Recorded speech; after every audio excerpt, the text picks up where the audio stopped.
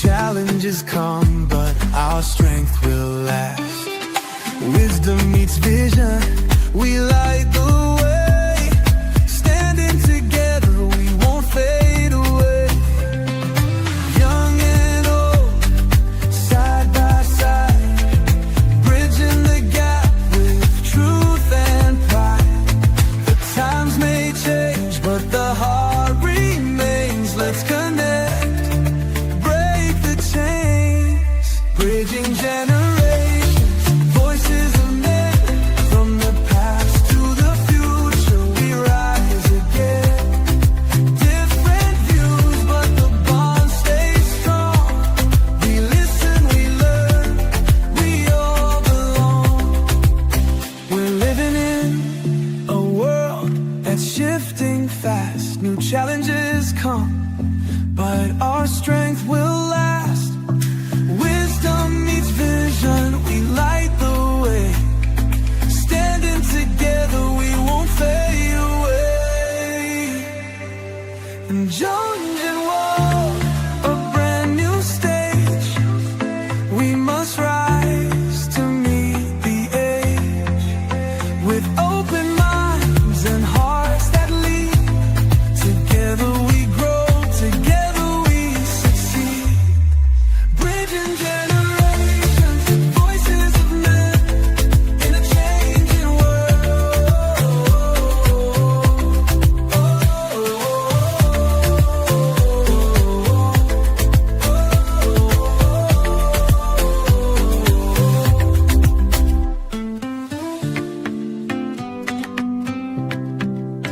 In a changing world.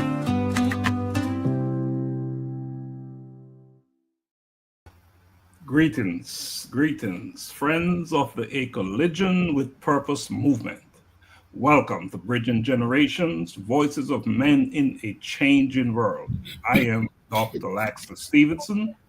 This groundbreaking podcast delves into the multifaceted experiences of men across different generations. In an era where societal norms and expectations rapidly evolve, this show offers young and older men a unique platform to voice their challenges, triumphs, and perspectives. Each episode aims to foster understanding and bridge the gap between generations, exploring themes ranging from masculinity and mental health to career dynamics and personal relationships. By bringing together voices from varied age groups, the show sheds light on the commonalities and differences in the male experience, encouraging open dialogue and mutual learning. I am Dr. Garfield McCook, one of your hosts. And like my hosts were saying, so this show definitely bridges the gaps between and through conversations. So whether it's a teenager grappling with the pressures of social media or a senior reflecting on the changing definitions of manhood, Bridging Generations is committed to uncovering the real stories of men navigating the complexities of a changing world. I'm another one of your co-hosts, Dr. Juan Marcel. Doc, turning it over to you. What is going on? What's new? It's a new week, new month. Gentlemen, what is new? Not only is it a new week, it's a new month. It's May. Yeah. And the question is, how did we get here so fast? Time flies when you're having fun. Absolutely. We are having fun indeed. And not just having fun, we're doing meaningful work. Mm-hmm. Yes. And when you're doing meaningful work, and a lot of meaningful work, time seems to go by real fast. And I think that's what's happening. That's what's happening. Dr. McCook. Yes, sir. You have big things about to go down. Yes. We have an event coming up May 17th. 17th, yes. Talk to us about that. Yeah, so on May 17th, we'll have our second annual Afro-Caribbean High School Jammings.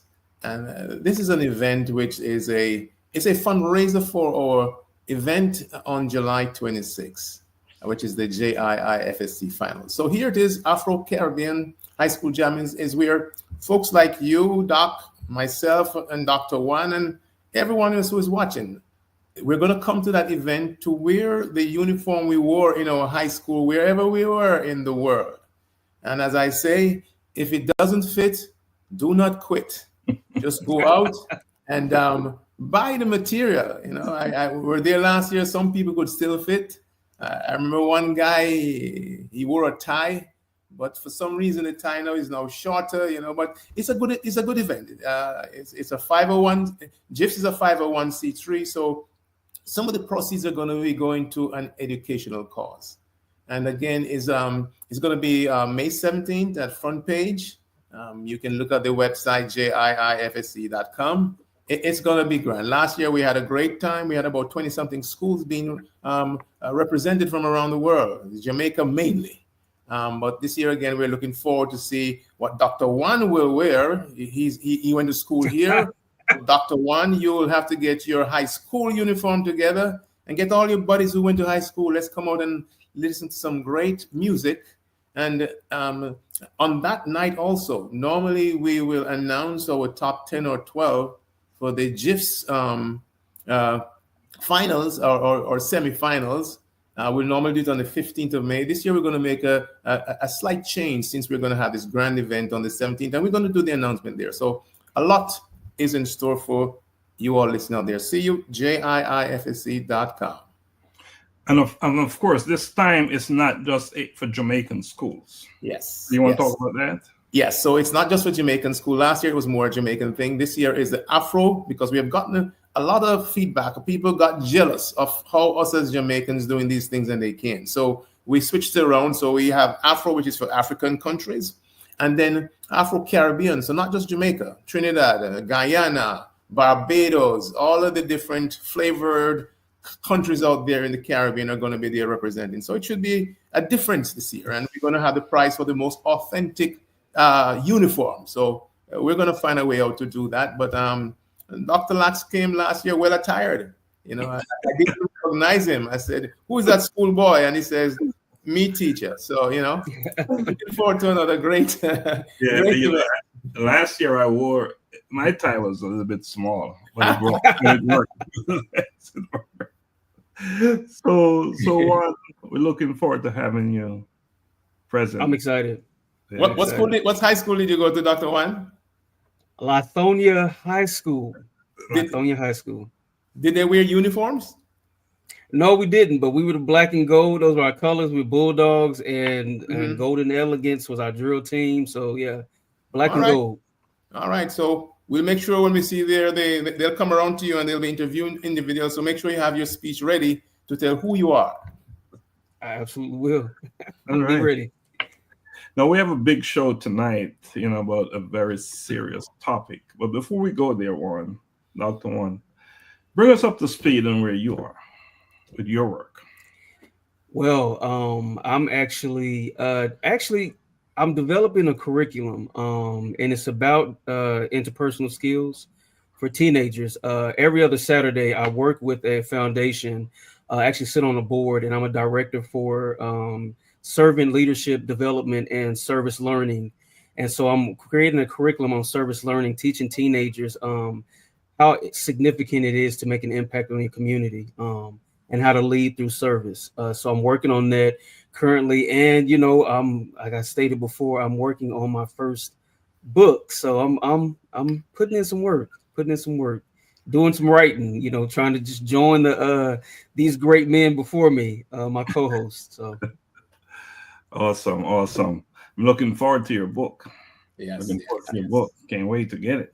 A lot of energy in that book, I see. Yeah. I mean, in terms of a time frame, what's the expectations?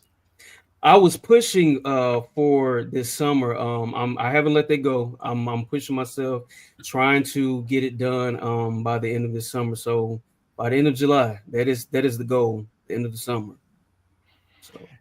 So maybe one of these days you'll give us a sneak preview. A little Absolutely. taste of Absolutely. it. All right. Absolutely.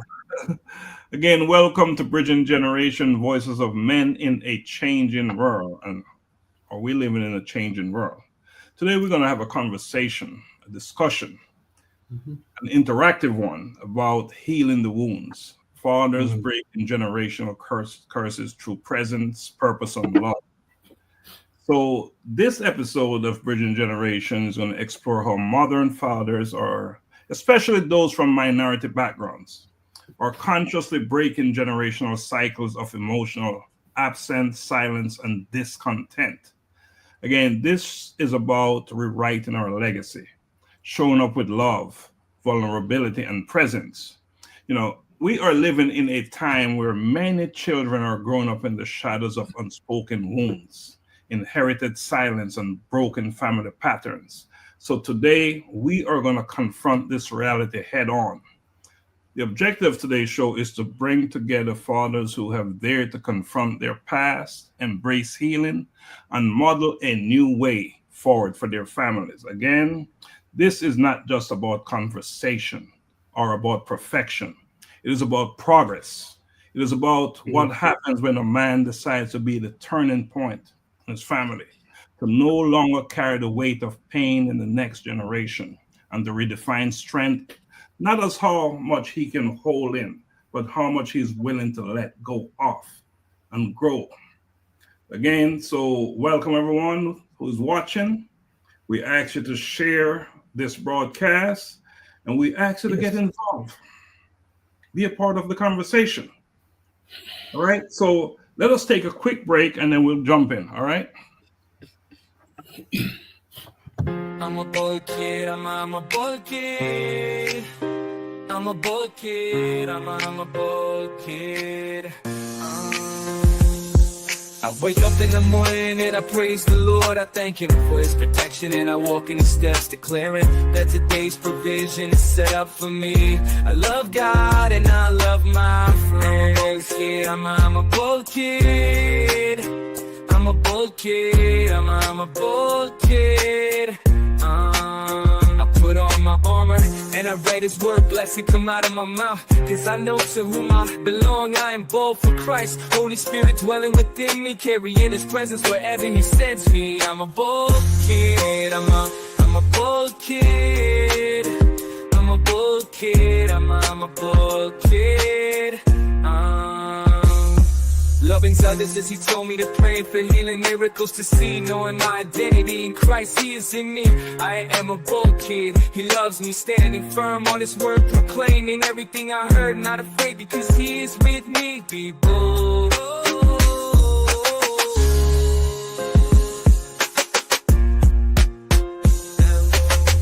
I'm a bold kid, I'm a bold kid, I'm a bold kid, I'm a bold kid. I put on my armor and I let His word blessing come out of my mouth. Because I know to whom I belong, I am bold for Christ. Holy Spirit dwelling within me, carrying His presence wherever He sends me. I'm a bold kid, I'm a bold kid. I'm a bold kid, I'm a bold kid. All right, welcome back to Bridging Generation, Voices of Men in a Changing World. And today we're talking about healing, right? We're talking about healing. And our first segment is about the inheritance of absence, becoming the father you never had. And of course, as always, we posted in the chat the question, and the question is, what kind of fathering or lack thereof did you experience growing up? One, we're going to go by age. So you're going to lead off.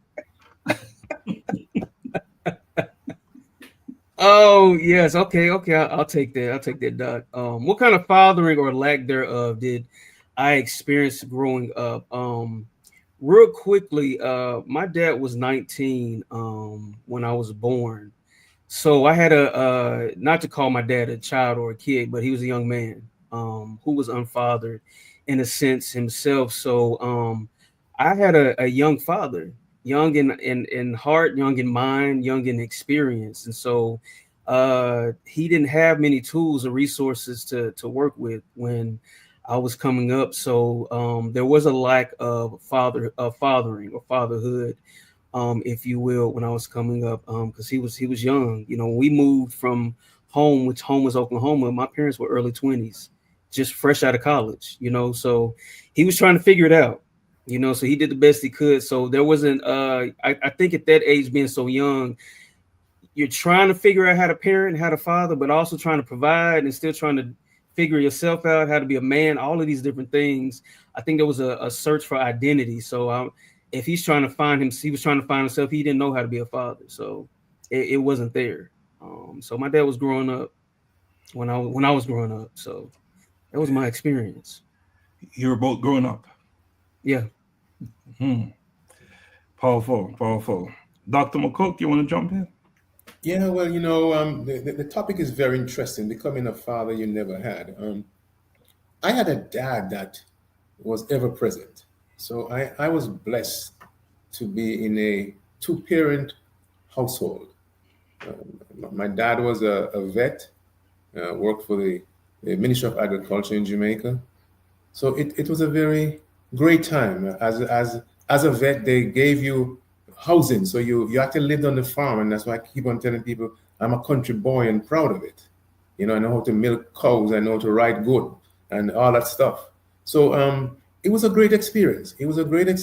And seeing him there, and he was a businessman, and that's why I think I'm a businessman today. I sort of followed in his footsteps. Or we all my siblings are, they own their own businesses.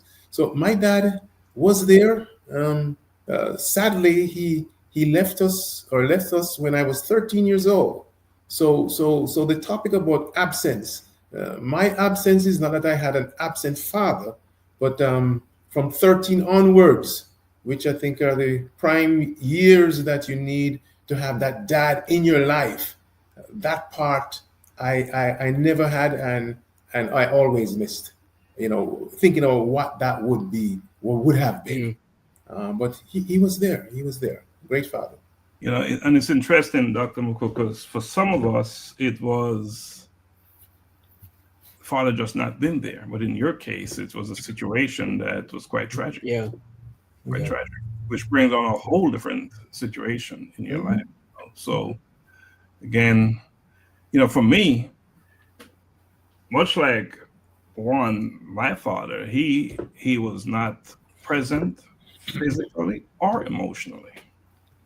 Yeah. A good man, nevertheless, but in his own personal life, he lost both his parents as a child, and he grew up with his grandparent. So where did he learn to become a father? He didn't. He didn't have that experience. So I had to learn to deal with it. The good thing is I had good, strong men around me. Look, with family members. And I had a mother who was amazingly strong. So I was able to learn and grow. And to be honest, I didn't feel like I missed anything. What I did was I learned from that situation, because when you have that type of love around you, siblings and other people around you, you sort of make up for some of what you're missing. No, I'm not saying that you can ever make up for not having that male presence. The person that you call your dad or whatever you choose to call it in your life. But so it took me years for me to realize that what I miss most was not just the connection. Well, it really was the connection and not other things, not physical things, but having that connection is what I miss mostly. So, and I would venture to say that there are many, many individuals out there, respective of your ethnicity, your race, your whatever, who experience what some of us experience. And some of us were able to turn it around. Others are still stuck in that place. And that is why we're having this conversation today, especially for those who are stuck in that place, because it's about creating awareness. So thanks for sharing your thoughts on that. Now, the question is, we have lived our lives the way we have, but when did we realize that we needed to be different than our fathers? Before you answer that, Dr. Juan, let's say thanks, Dr. Reed, for joining us. Thank you, Elizabeth Sitawa. And hey, Elizabeth. You're out there watching us from wherever you are. We know you're watching us from Kenya and other parts of the world, so we appreciate you joining us today. All right, Juan, so when did you realize you want to do this whole thing different than your dad did? I was I'll say a very angry teenager. Didn't respect authority. You couldn't talk me any kind of way. You couldn't try to tell me what to do, especially male figures or men in authority. And I struggled with that. Oftentimes I would go off or, say something slick or you lose my temper. And that carried on. Of course, that's what I saw growing up from the men in my family, especially my dad. And so I carried this for so many years and I didn't want to be that way. Not realizing that I was becoming that man, behaving that way. And I think when my early 20s, I realized when I found out that I could actually choose the man I wanted to become. I was, just short tempered, slick mouth, especially in relationships. It was just really bad. I didn't listen, very condescending. Just my attitude was piss poor. And I realized the effect that my presence, I always knew that I was a thermostat. Whatever room I step into, it shifts the atmosphere. But what was happening, it was shifting it in a negative way. And that broke me because I never wanted to leave that impression with anybody. I hate to see Juan coming. He got a bad attitude. Or don't set him off, or don't make him mad. And I didn't want that to be my story and to be said about me. So I made up my mind. I was like, I don't know what I need to do or how to get there, but I want to be a different man, become a different man, a different person. I want people to feel warm and welcomed and feel empowered and feel better when they leave my presence or when they're around me. So I made that decision. I was like, I don't want to continue this way. I needed to change. I needed to shift. I was carrying some things that I didn't even know or understand, but I knew it was getting the best of me. And that change was about you, to take care of you. Take care of you. Dr. McCook, your experience is a little bit different from your perspective. Talk to us from your perspective. Yeah, well, losing your dad at 13, you sort of grow up much quicker. There were options that I could have taken, but you guys mentioned strong mothers. So my mom became my father. So she did the mother and the father thing. So, based on that short time that we had him, I was able to see his work ethic. I was able to see his love for family. I was able to learn what it meant to be a man in that short space of time. Because I remember, especially during the summer holidays, he was a businessman. He had a chicken farm, he had a bar, he had a grocery store, he had all that stuff. So me and my brother would go there and actually work during the summer. So from an early age, that was he invested so much in us in that short space of time. Sometimes I look back and I said, this man looked like he knew he was going. So let me get these boys and these young ladies ready for the real world. So the knowledge from that time, I grew up much quicker than I think most of my other friends grew up, because here it is, there's a household with just a mom. Things that dad used to do, you can't do what dad used to do because you can't drive, you can't do all that stuff. But it taught you to do as much as you could to fill that gap, and don't give mommy no headache, because 4 kids. I was 13, my brother was 14, my sister was 12, and my little sister was 9. So 4 little babies. So I grew up quicker, and then I went to work pretty early. While my siblings went off to college and all that stuff, I decided that I had to help mom. So I went to work. So I did at a tender age of 18. So it was interesting, but it made me who I am today. So again, although it was short but compact with information that I've really gained from. So you had to grow up fast, no? It was forced into action, so to speak. Yes, all right. So let's bring Augusta is on. Let's bring him on the screen. And welcome, Augusta. Hey, gentlemen, how are we doing today? How are we doing? Hey, how you doing, sir? Brother. You know, blessed to leaving the office, going through this Atlanta traffic, saw a couple of accidents. So man, blessed to be in the land of the living. Blessed to be in the Yes, land of the sir. living, Yes, man. sir. Sheesh. Welcome, welcome. So the question is becoming the father you never had. And that's a theme for this segment. And this question is, when did you realize you needed to be different? And for me is the moment I became a father and felt the weight of that responsibility. I knew I had to be different just then. Mm. And of course, I've never had this thing modeled to me in front of me because not growing up with my father, never had that, never having that kind of relationship with my own father. You know, none of the emotional connection or guidance. It was mainly distance, right? So there was that void. There was that void.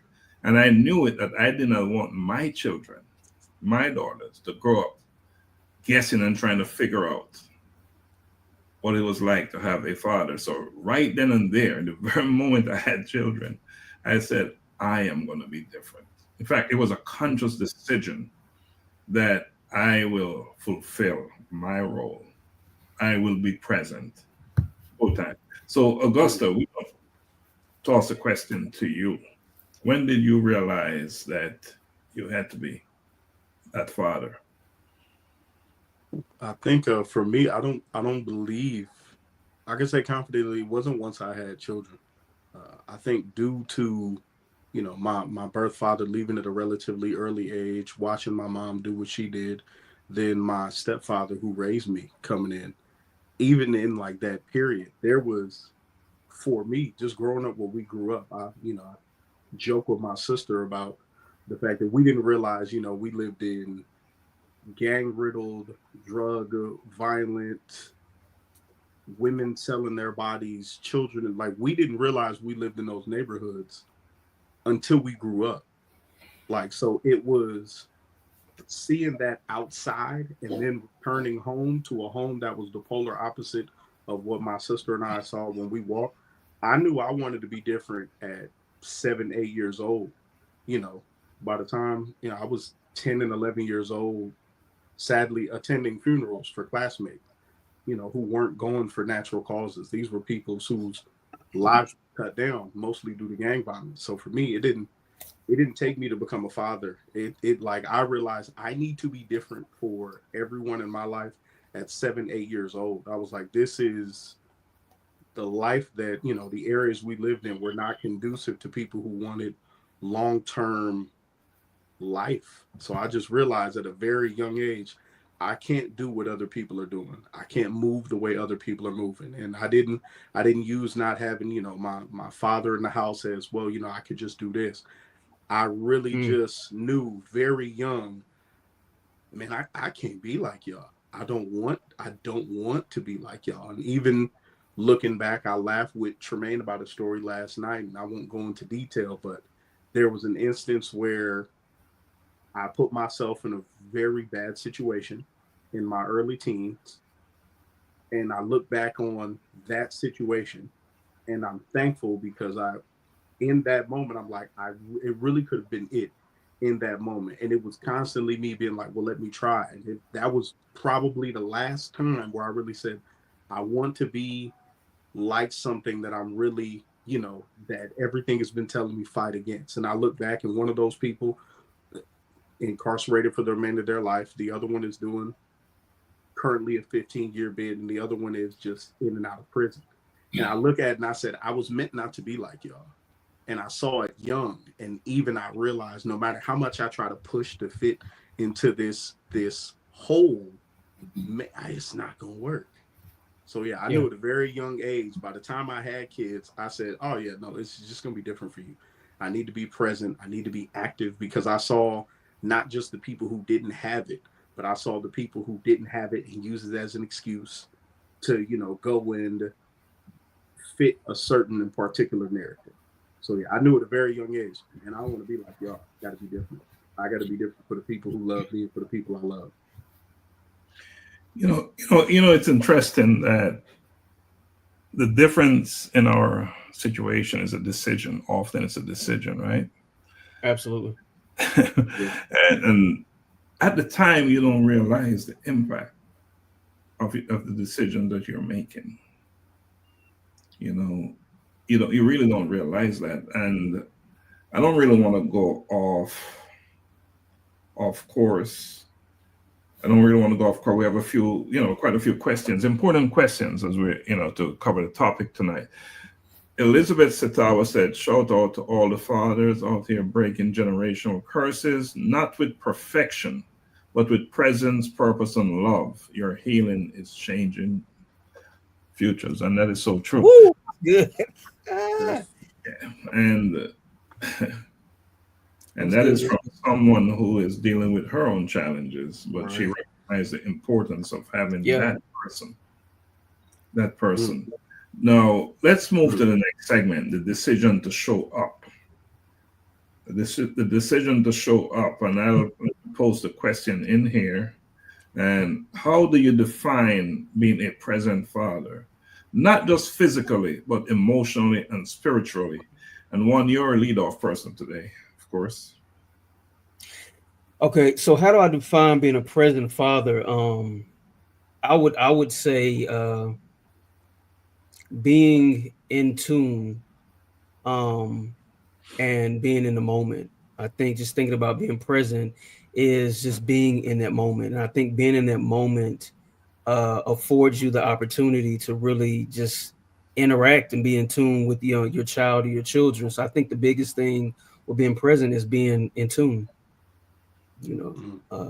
If I can define it, I would say being in tune. Being in tune. Any comments on that, gentlemen, before we go to our own explanation? Yeah, I mean, being in tune is just, as we have always used, being intentional. So I guess that's what he is. That's what he chose to do based on experience, and he learned. So he didn't want to repeat what had happened to him. So kudos to you, my brother. All right, Dr. McCook, you're on deck, so you might as well continue. Well, I don't know. I always thought of a family, and I always wanted to be a dad, and I always said I wanted two kids. And I said, this may sound funny, but if it's gonna be two of the same sex, please let it be boys. and I got my wish. But because again, I didn't have a father, I wanted to make sure that these two young men had a father. And for those just listening, I didn't have a father because he passed when I was 13. So that's what I meant. And when you talk about the physical and emotional and spiritual, I mean, we grew up we're God-fearing people, and I remember when my little boys were young, and they had their little either the ear, whatever happened with their ears or their nose or the stuffy and all that stuff. It's a story I tell, and I'm not afraid to tell it. I saw my darling wife take that little thing and trying to get stuff out, because, they're stuffy and all that stuff. And to me, it wasn't working. These boys were basically stifling. And I also hear my grandmother talk about what they do. And trust me, I closed one nose and I did. And I went down and I took that thing out and spit it out. I mean, that's how close I was. And that's me as a dad. I felt so proud of myself. While my wife was saying, "Oh, I can't do that," but I did it. So that was me, my emotional part, and the spiritual part. I mean, just reading the Bible to them. Used to read stories to them, and the younger one, you kind of read a story, and because they want to go on and on, you always say the end, and they say, "You finish?" Yeah, but anytime they hear the end, it's me, and they're not smart enough to know that is shortcutting them. But it created a bond, which I'm proud of. Mm-hmm. A bond that you're proud of. Yes, I am seeing it as consistency, right? Being attentive and being available to them, to your children. Not only Available. Yeah.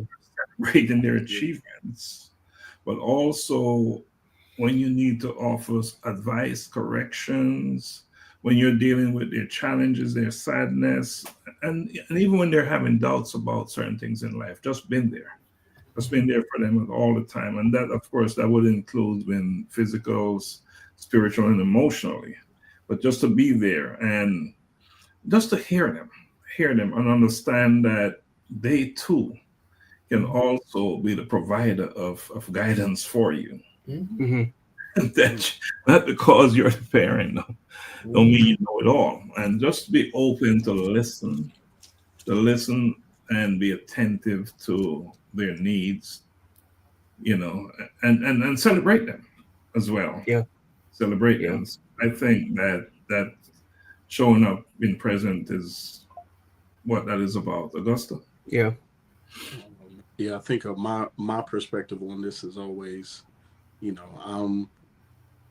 as someone who, for those of first time watchers, I'm a little late. Augusta Foster. I have a basketball team, 5 children. So, and I always speak from a perspective of, I'm I always count it as a blessing. I'm able to speak from the perspective as a divorced dad, as a stepfather, as a father from distance, and as a father who, a second child by a woman who I'm about to marry. So I've run the gamut, if you will. And so when I speak about, the importance and how fatherhood works, I always like specifically speaking to somewhat the men who are in my situation or who've experienced it. Because I think a lot of times you arrive at a place where, say divorce happens, and how do you then father? How do you parent? And I've learned like the important role, and even from that distance fatherhood from 8-9 states away. One, like I will always be needed, no matter, I never pay attention to, and I tell people, discourage you from listening to social media narratives that are painted that you aren't needed or your presence isn't important or not felt. It is highly important. I will always say, as Doc said, your consistency, your intentionality. But the biggest thing is the acknowledgement that regardless of whether you be married, whether you be divorced, whether you be separated, whether you be a baby daddy, the acknowledgement that you still own that title of father. Mm-hmm. And once you're able to take ownership of this title applies to me, meaning there are a number of things that I must do. And everything my grandfather said, it comes down to want to. And I've said this 100 times on here. Your ability to be a father is the want to. If you just want to check out and decide, I don't want to do this, I want to distance myself, that is your choice. And the ramifications are seen later. We see it every day in society.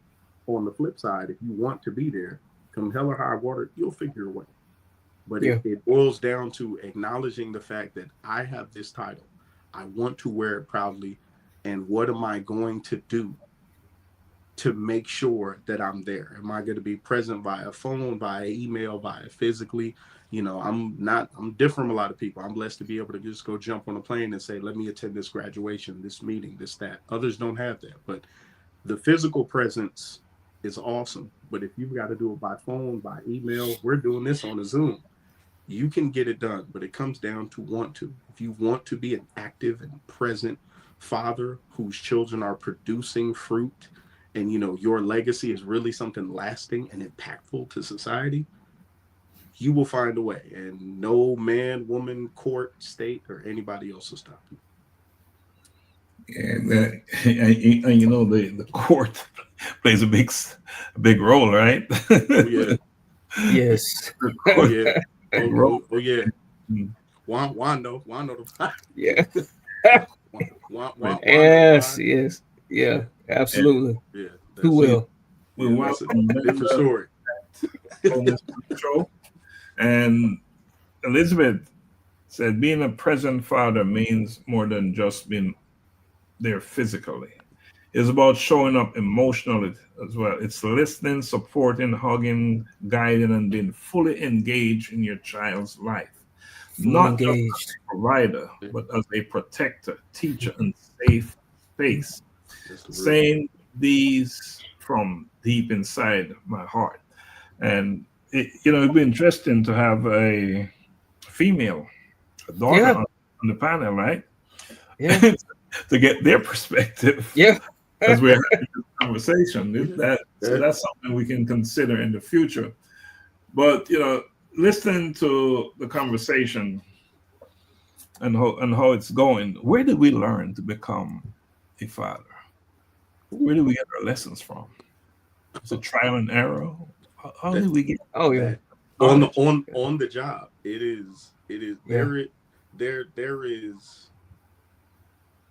I was, like I said, I was extremely blessed. Like, my father who raised me did an amazing job. Awesome man. I've been able to support him. We're approaching 2 months since my mother passed. And, when he, that was my first time seeing him emotional, crying in a state where he was really, the first time where, even at his age, he's Mr. Fictive. He could do it all. The first time where I'd ever seen him through my eyes of this was something he couldn't fix. So even seeing him in that state, and I'm like, but he's been able to fix everything. He's been great. He's been strong, despite him being diminutive in stature. But always just was a solid dude. And no matter how much I could want to imitate him or mirror him, all of the amazing things he did, even he had to learn on the job. Like, there ain't no manual for this. There ain't no book. Like, outside the Bible, ain't really no book for this. Like, no one is teaching you about that first couple of days of brown poop in a diaper. No one is teaching you. Juan also has a daughter, so Juan knows. I don't know if you have sons or daughters. I know Lax has daughters. No one prepares you for walking down the aisle of a grocery store, like your 12-year-old daughter going, I need to go down this certain aisle. Like, no one prepared you for that mentally. Like, there is no book of how to handle those conversations, of how to handle conversations about sex, sexuality, faith, if they're succeeding or failure. This is as much on the job training you will ever have. I spent 5.5 years as a cop, way less training to this with these 5 kids, man. Way less training, way less books. It is on the job training.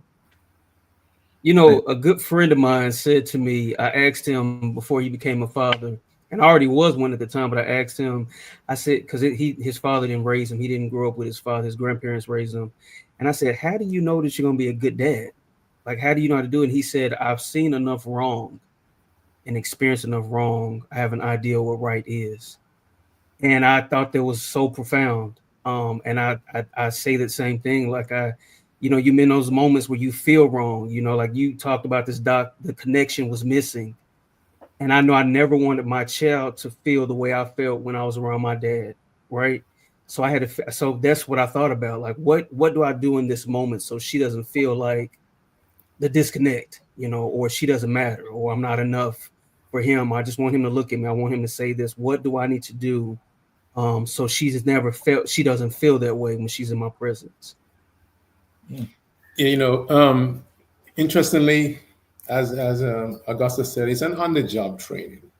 And I remember becoming a parent, and my wife and I, there's no book, but based on where she came from, her upbringing and my upbringing, we kind of put minds together. Sometimes she might say, do it this way. I said, do it this way. Now, who am I as a guy to tell a lady who bore that child how to do this? I think the women always have that instinct, because that child was with them for that period.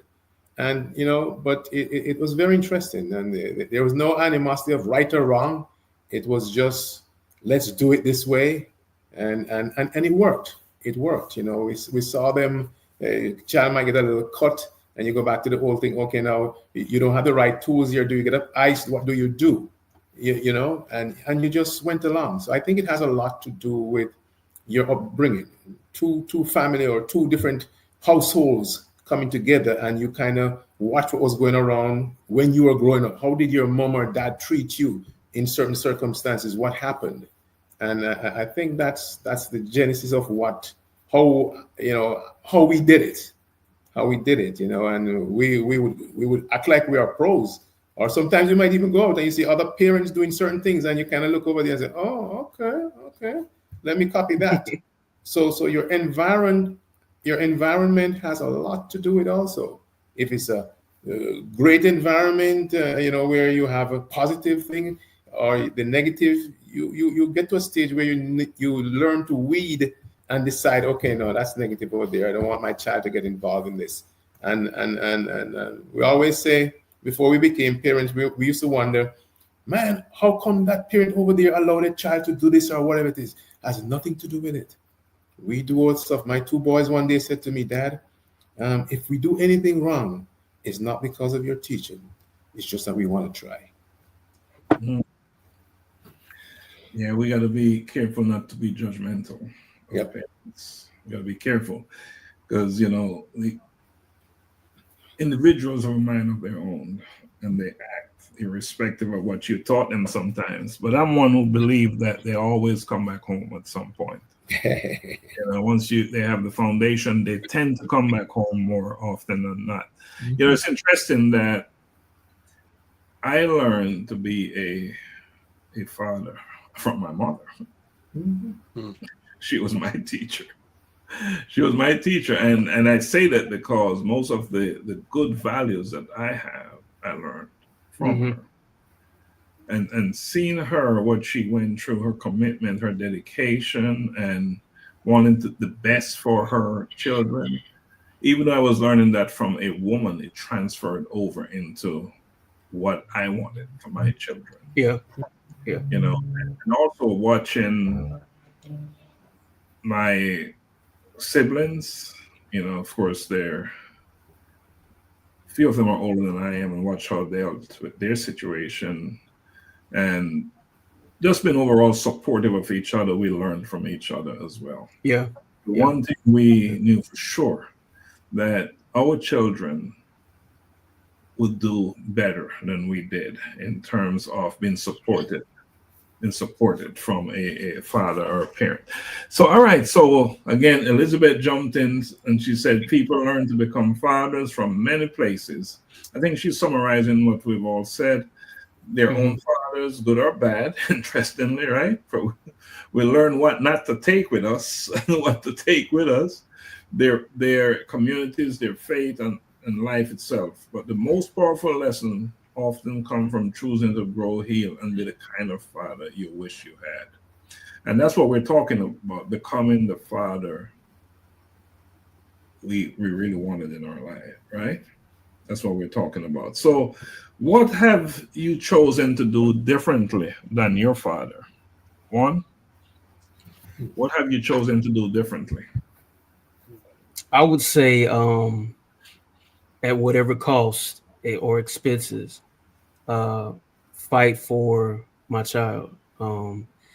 And what I've learned to do differently is, because of course I didn't, what I do with Savannah, I didn't get growing up, but I sit down, before she could talk, and especially since she started talking, we talked through everything, and I've always told her and helped her to understand that her voice matters and daddy cares, daddy wants to hear, and so just every waking moment, we're talking through emotions, feelings, scripture, just application of scripture, and just relationships, all the different things, so that's what I chose to do differently. We would talk about being present and showing up in that way, that I'm a parent through it. Whatever I got to do, I'm a parent through regardless. I'm a parent through it. So that's what I chose to do differently.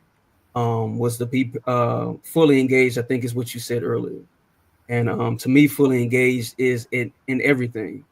Whether I agree with it or not, if I'm upset, whatever it is, I talk to her about everything. And I explain it. We talk, and I apologize. It's one thing, didn't get growing up, I'll say daddy made a mistake, daddy apologized. Daddy was wrong, or daddy shouldn't assume. I say stuff like that.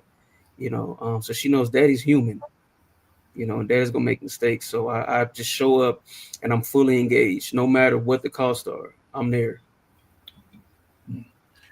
And Juan, your dad was not absent in the sense of not being there totally. Is that correct? It's just That's the correct. relationships and support. Correct. That's correct.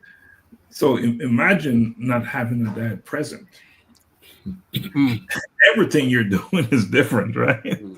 Yeah. Which is, I would say, in my case, that was the case because he certainly was not present. So again, I just knew that it was always going to be a win. It was always going to be a win because everything was improvement. If you didn't have, if your dad was not present, right? If you're moving in the right direction, if you're trending in the right direction to be a father, to be, so you just knew that you had to be present, you had to be there for them, you had to be their protector. Yes. One of the most difficult and challenging thing, what was very challenging for me, even for them to go away to school and campus, that was not easy. And I don't think they ever did that. And that was intentional. But the question then is, can you become too protective? Can you become overprotective? Dr. McCook, I put that one on you. I've thought about that so many times, and it's just that you never know. We want each generation to be better than we are. So are we spoiling them by giving them a car early while we had to go work and buy a car? You just want to do better than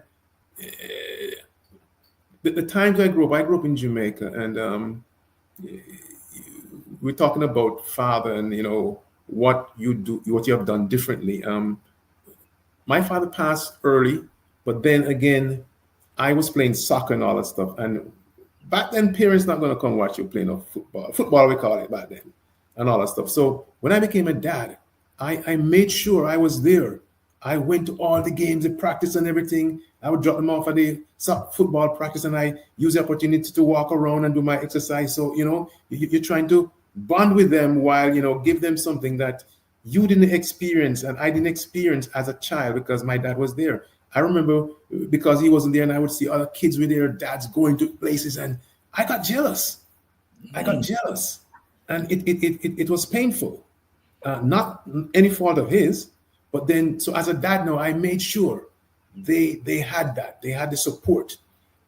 I remember my son, when he grew up and he was driving around and he says, Dad, you used to do a whole lot because you used to drive us here, you used to be in Carolina, all over the place. I mean, I'm a real estate broker, and I would hope on weekends I don't get any clients because I want to go watch the soccer games, So that's what I took from that, and it's just a great feeling now.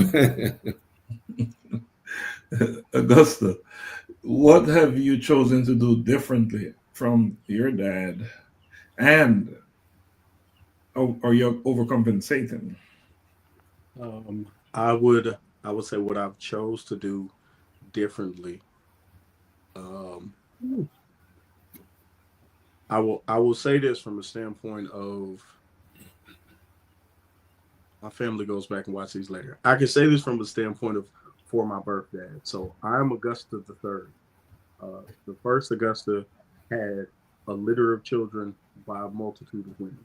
The second Augusta had just 3 kids by 2 wives. So me, my sister, and my younger brother. The consistency with the 2 of them was just philandering and lack of like emotional intelligence to understand the situation, and really a lack of presence of wanting to be there.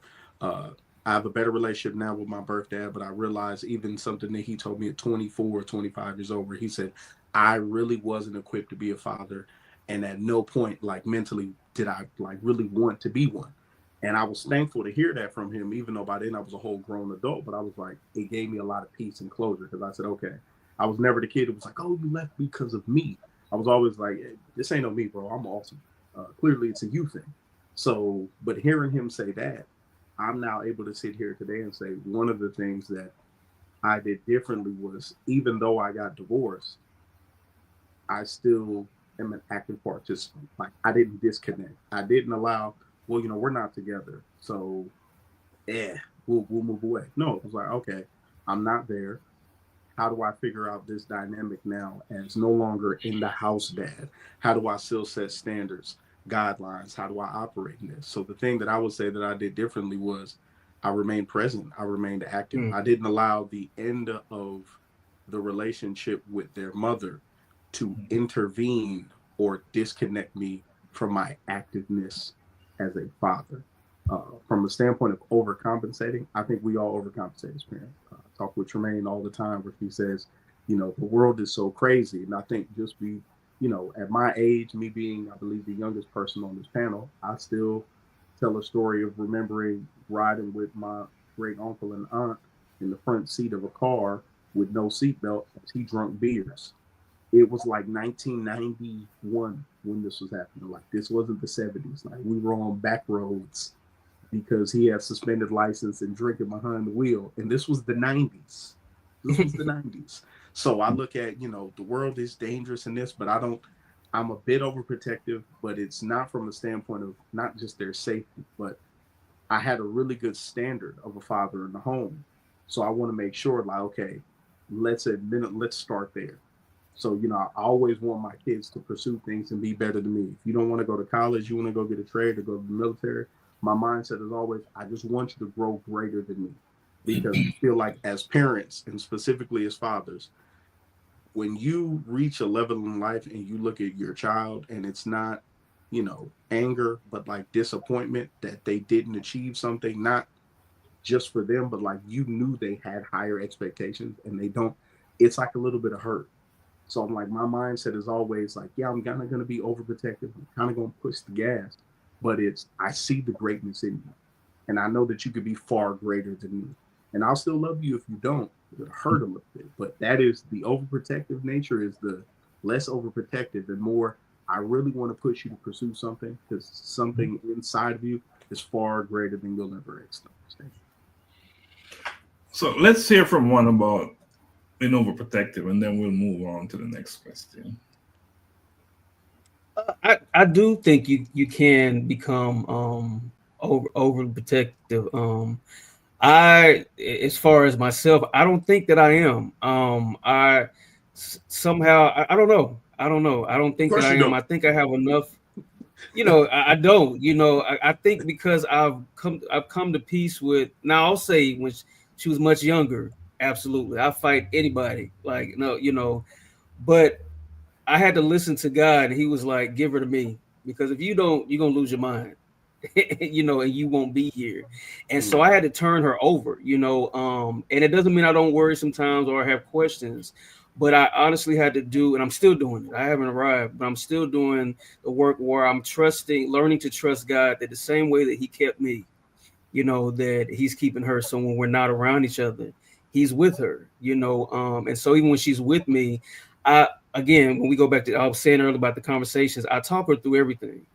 Of course, I watch it from a distance, but I want her to be able to meet people, introduce herself, be able to listen to that voice if something is off, if somebody is off, whatever it is, to listen to it and respond to it without daddy saying, "Hey, do this. Hey, what?"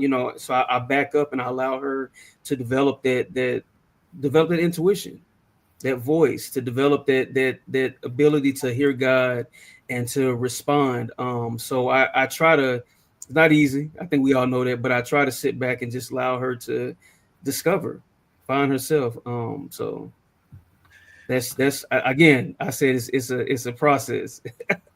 It is a process indeed. Yeah.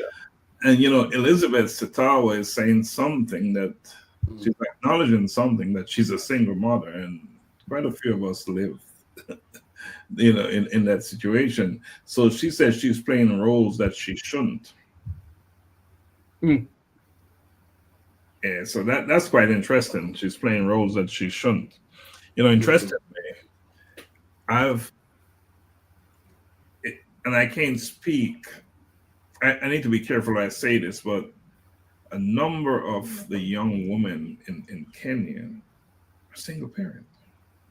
A number of them. which is so interesting to me. And we're talking about, and in America as well, right? And in Jamaica, and everywhere it seems, right? We have a lot of single women out there who are having children, right? Having children. And these are often very intelligent, educated women, but yet they keep doing it, and then the men sometimes just disappear, which is quite interesting.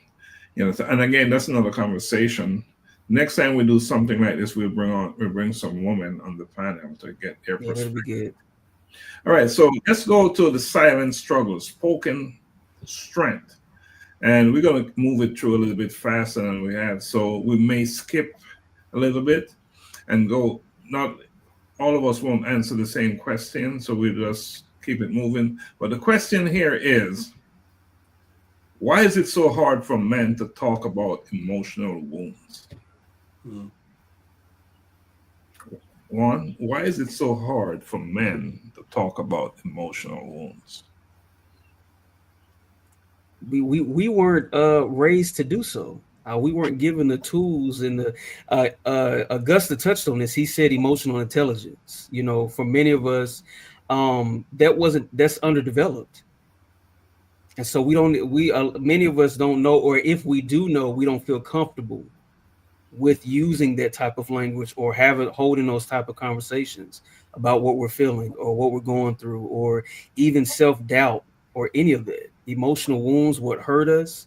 I think for societal reasons or societal constructs, we've learned to push through it. You're a man, suck it up. And I honestly, personally, often fight with the thought that even when things happen, well, you're a man, you figure it out. And sometimes when you don't know what the next is, you get stuck. I get stuck, and I'm frustrated, because then I start with that whole that thought that, well, I'm a man, I should be able to figure this out. Or I'm a man, I shouldn't be experiencing this. I'm a man, I shouldn't feel this way. And I really have to sit in that seat and really face those things head on. And what I've learned is that even when I do talk to close friends, confident, I don't talk to everybody. When I do, I can see even for them sometimes it's uncomfortable what I'm sharing, because it's like, wait, you're weak, you're struggling. You don't know, and you don't feel strong. And I can see that even with the people that are the closest to me, seeing me in that way, is like, I'm not used to this, because you usually know, or you usually see, or you tell us or give us, and so being able in that place, sometimes when you don't feel comfortable to even share that, you keep silent, you work through it. And we grow up, or we are growing in a society that teaches us that we cannot. It's not manly to admit your pain. Mm-hmm. Yeah, accept your pain. Can't speak up. We have to bury the hurt, right? Yeah, we got to bury the hurt. We believe that, and you said silence. That strength is being silent, and that showing emotion is a liability. Yeah, we see that being modeled all around us, right? A liability. Wow. In your life or not, you don't see men being that way. So, but what's the problem when you do that? What is the problem? You're carrying all this pain around with you, and it's starting to affect your relationships, right? And so forth. So, what is the answer, Dr. McCook? Should we speak up? Should we acknowledge our pain? Should we own it publicly, or should we carry it? I think we should own it, but we gotta be very careful how we own it. And when I say that, I mean, I always think that something is happening right now. You have to be able to convert that pain and teach them that we all feel pain, but how we treat it and how we convert it into something that eventually is going to be positive. I always think of it that when we go through pain a lot of times, or challenges, I think it's a test from God, and we just have to pass the test. How do we pass the test? We don't walk around with our emotions, droopy, and everybody around you is unhappy. You have to find a way to be strong. Not that you're going to be macho, but you have to find a way to be strong. So those looking on, especially your sons, realize that yes, painful situations or circumstances are going to arise, but how you treat it and how you convert it into that positive thing to show that, yes, we can overcome. Letting them know that giving up is not an option. We're just going to find a way to solve the issue at hand in a manner that is not boisterous. You have to learn how to inhale. When the thing is coming at you or somebody coming at you, you need to calm it down. So when it hits you, the pressure is coming to you at 90 miles an hour, and your system has to be able to absorb it and bring it down to 40, where you can deal with it. And then from there, you evolve and show them that, look, it can be done. You don't have to. They say, I heard something yesterday. Somebody, I was at church, and they say the thing about the eye for an eye, and the person said, be careful of eye for an eye, because you might lose an eye. So if you talk about an eye for an eye and a tooth for a tooth, yes. If you go eye for an eye, you might lose an eye or two. So be careful. So it's a way of challenging whatever is happening inside and trying to be realistic to them so that they don't go out there in the real world and think, oh, everything is peachy peachy. Yes, there is pain. But how do we assess the pain, digest the pain, and extract that pain from within that, we move forward? So Dr. McCook, so you want to talk about it, but you're going to be guarded about it. Is that what I'm hearing you saying? Yes. Yes. You got to be guarded and make sure that they understand that, hey, yes, there's pain. I'm feeling pain. But this is how I'm going to deal with it. I'm not going to get off. I'm not going to get depressed. A lot of time when you have pain, you become depressed. It depends on the situation. So you have to make them know that there's going to be sad and happy. You can't be happy all the time. But during those sad times, you have to be strong enough. Let me put something out there, and then you, gentlemen, you can comment on it. What if this pain that we are carrying become generational trauma? What if the silence becomes that bondage? And do you believe that healing truly begins the moment you give yourself permission to speak freely and be seen? Just put it out there. Is there such a thing, Augusta? I would definitely say that those, it's a generational curse for a reason. You have to decide, does it carry on or does it end? It, like I said, with I was a third generation stepfather. My oldest daughter, who I've raised since she was 4 or 5 months old.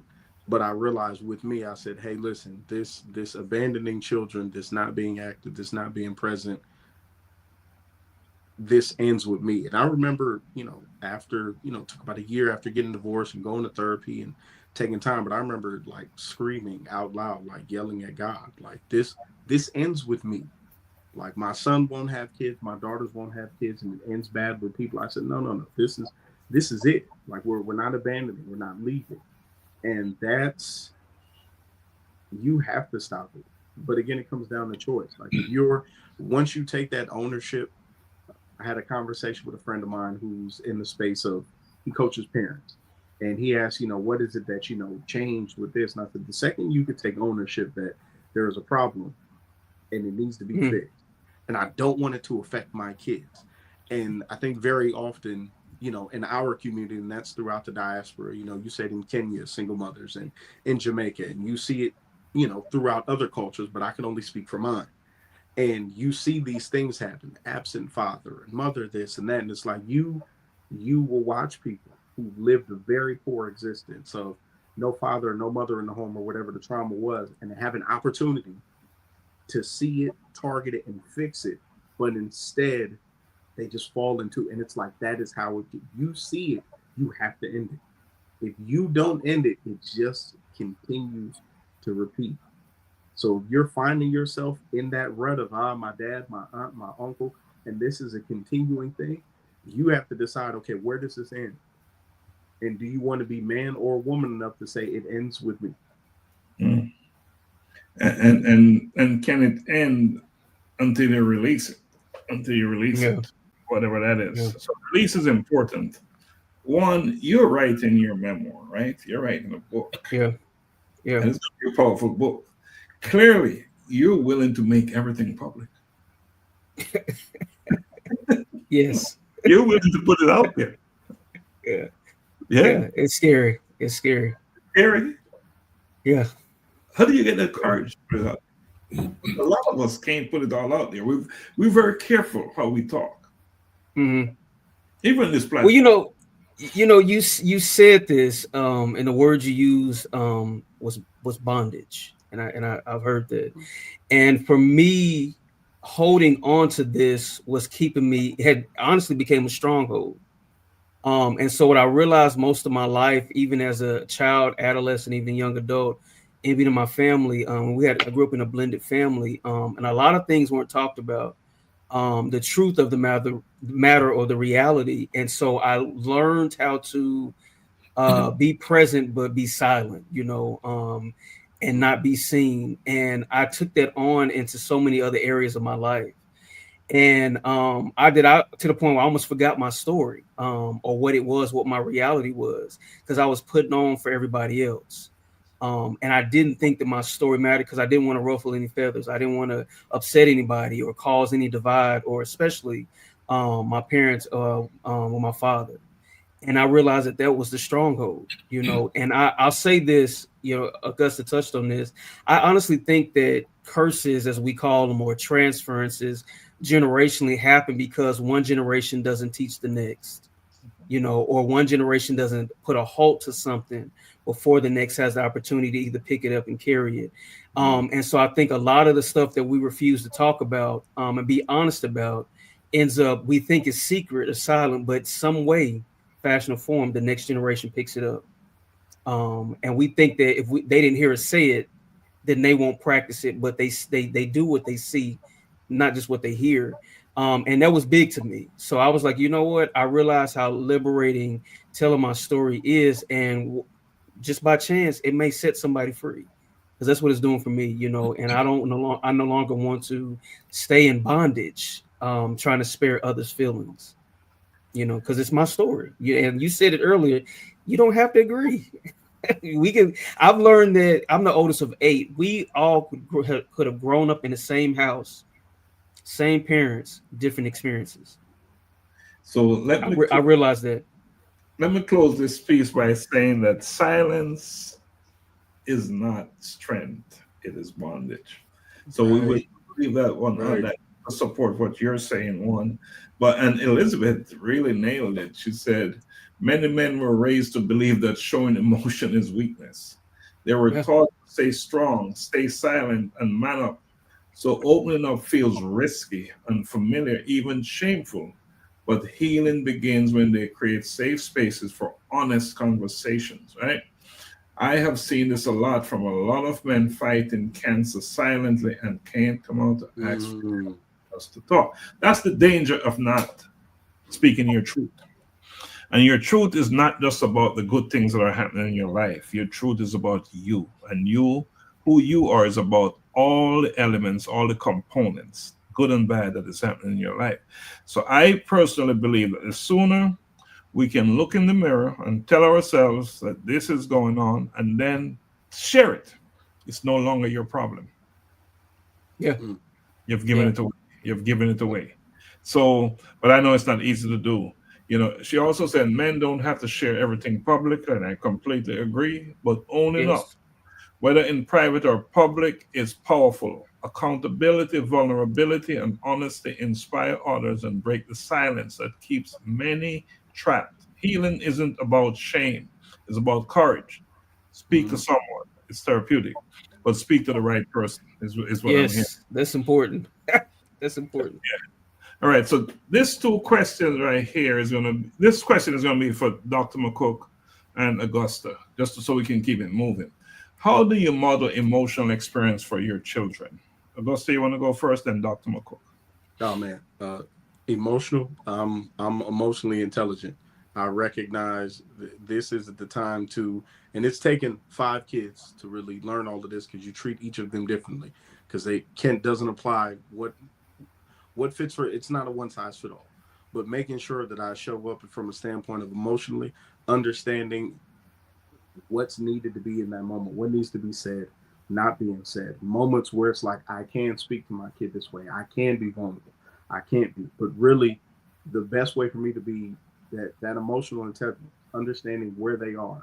Can certain conversations, can they be had with them right now? Will they go over their head? Recognizing and meeting them where they are from an emotional standpoint. Right now, I need to be your shoulder to cry on versus, hey, right now, this may not be the moment for me to be your shoulder to cry on. I might need to have a firmer hand. I might need to be softer. Just understanding in that moment emotionally what is needed. And that's what I make sure that I do for all of them, ensuring that I understand wholly before I respond what emotion is needed in this moment. Dr. McCook, you're on deck, sir. Oh, I thought I was getting another question. Same question? Yeah, same question. Yeah. Okay. What was it again? Emotional. The question is, how do you model emotional intelligence for your children? Okay. Well, we spoke earlier about that silence, men being silent, but if your action, you can be silent verbally, but your actions can be loud. And I think that's a powerful way to do certain things. I have situations where there are things that I would want to say verbally, but I know it's going to cause pain to someone, and it's in my past, so I leave it right there. For my kids now, it's just trying to be strong, irrespective of the circumstance. Try to be strong, and I always tell them to listen to the Father above. Something may be happening, and I may have to say, forgive them, for they know not what they do. And just teach them along that line that, hey, life has challenges. I never make them feel that it's a bed of roses outside there.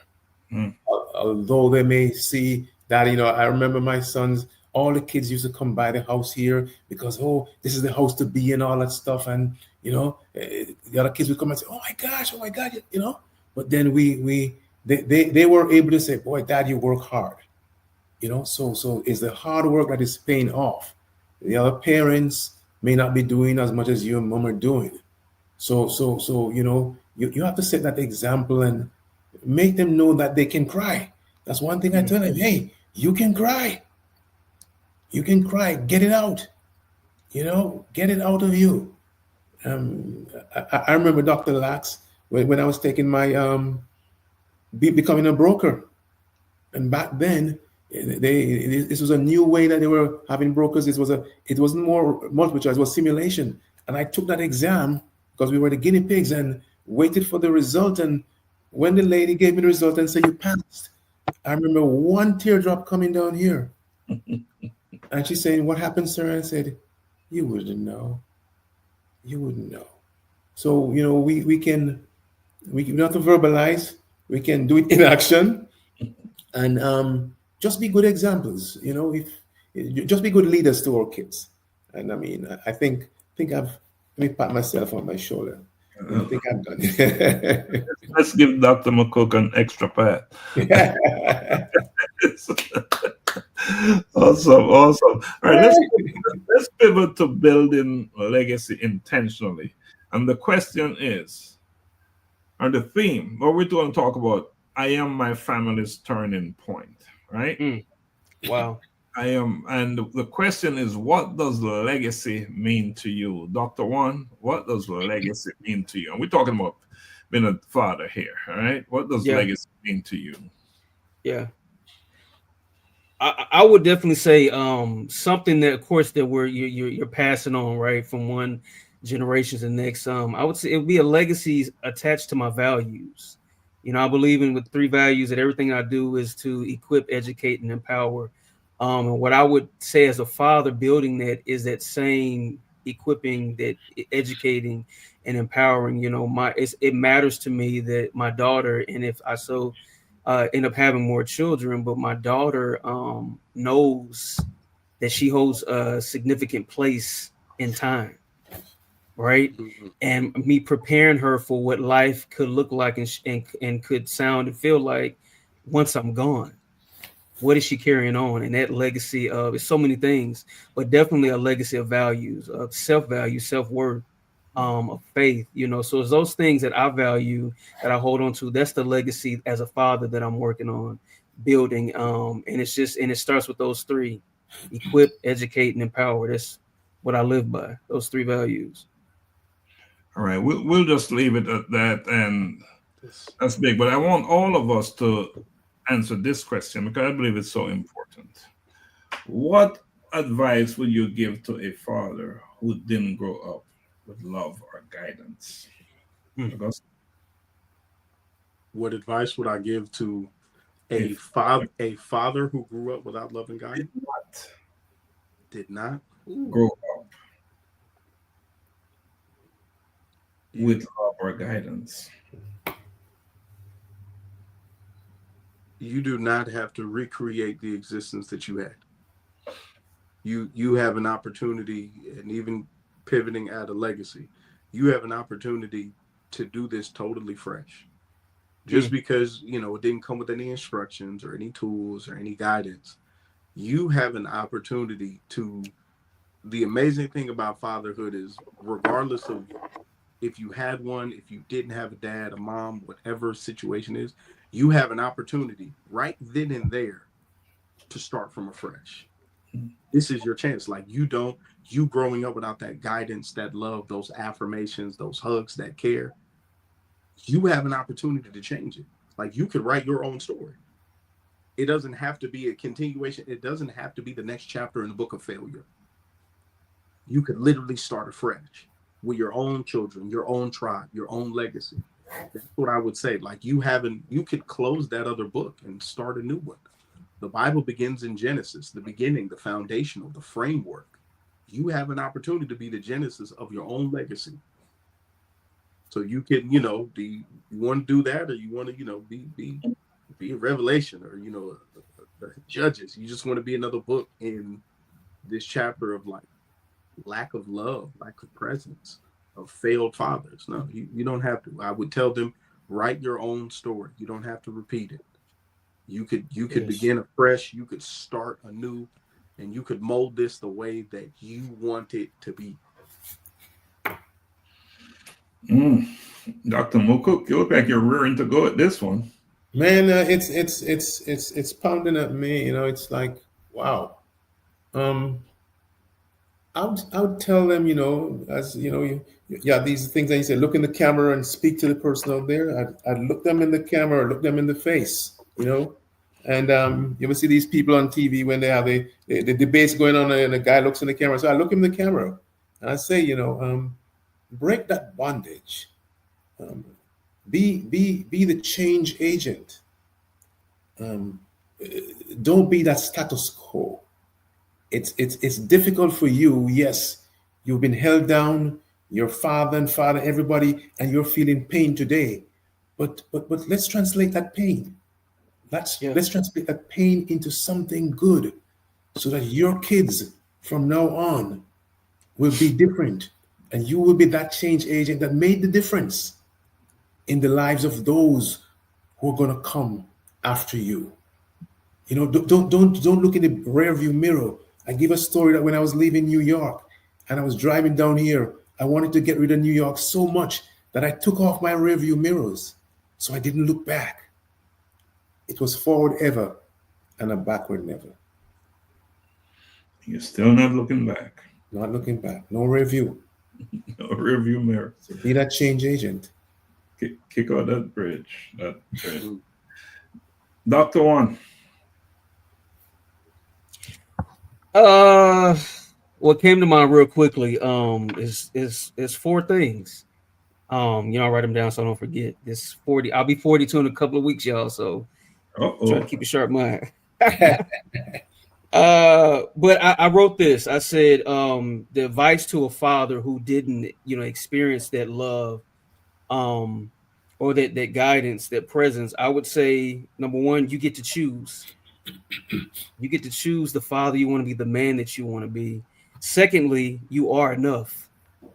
Despite, in spite of, you are enough. Thirdly, you are the standard. You set the standard. And then lastly, you're not too late. And those are for fathers who are looking back and realize that mistakes were made, that it's not too late.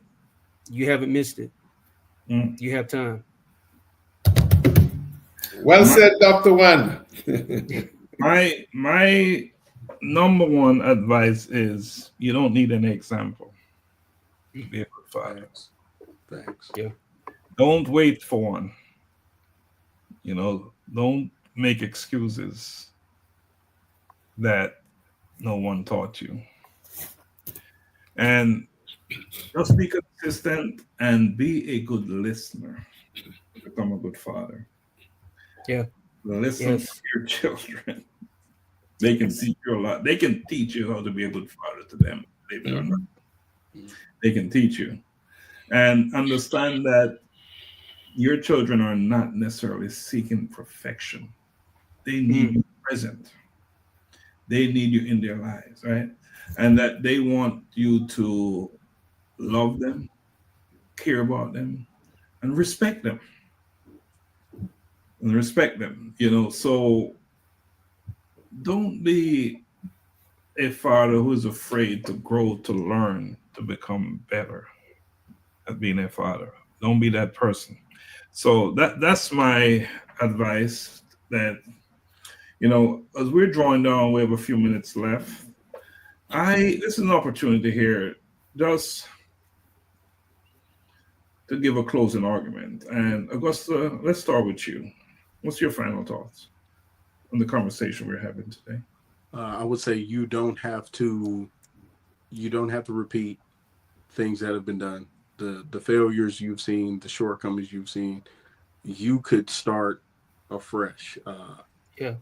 Isaiah 58:12, and they shall be of thee, shall build the old wasted places. Thou shalt raise up the foundations of many generations, and thou shalt be called the repairer of the breach, the restorer of the past, to dwell therein. And that verse spoke to, there's been some failures, there's been some flaws, there's been a whole lot of disorganization in the past of this family, of this generation. But amongst one of you is going to rise up somebody who could fix it all. It'll clear it all. And there are some people out there who you may literally be called to be that person in your family. And at times you may be the only one praying, fasting, the only one trying to call people, check in, but you have an opportunity to end all of the other stuff. But you've got to decide, do you want to do it? Do you want it to change? Or do you just want that generational curse to be the thing your family is known for? It's up to you. You have a choice. You could write a new chapter. You have a choice. Dr. McCook, final thoughts? Yeah, just to say that forget about the status quo. Just think of you as an individual who can make a difference. Peer pressure, especially younger folks, very, very, very can be very detrimental. Peer pressure. If it's peer pressure in a good way, because you can have good and bad. You just have to be able to decipher and just think about the results, the impact it's going to have on you first, because you got to think about yourself. And as a result, if it has a good impact on you, then you can share it with the world. But if it's having a bad impact on you, you need to stop right there in your tracks and just find a better way. As Dr. Juan said, it's never too late. It's not too late. So just focus, have an open mind, be a good listener, and just make a difference in this world. Be a good listener, make a difference in this world. And it's never too late. Well said. Well said. Before I share my piece, let me just say what Elizabeth said. She said, it's never too late to turn your heart around. Your past doesn't disqualify you. Grace is still. Start now, seek God, show your children what humility, growth, and redemption look like. A changed life speaks louder than a perfect one. It is never too late. You can write your own story. And again, it's interesting because she's summarizing what both of you said so far. So again, If you're watching us, you're watching Bridging Generation, Voices of Men in a Changing World. And we need not say what a changing world we're living in. I just know that us here on this platform, we're doing the work we're called to do. And I really appreciate you, gentlemen, for what you're doing, for coming on and committing your time to have what is not an easy conversation. It's not, because you're speaking your truth.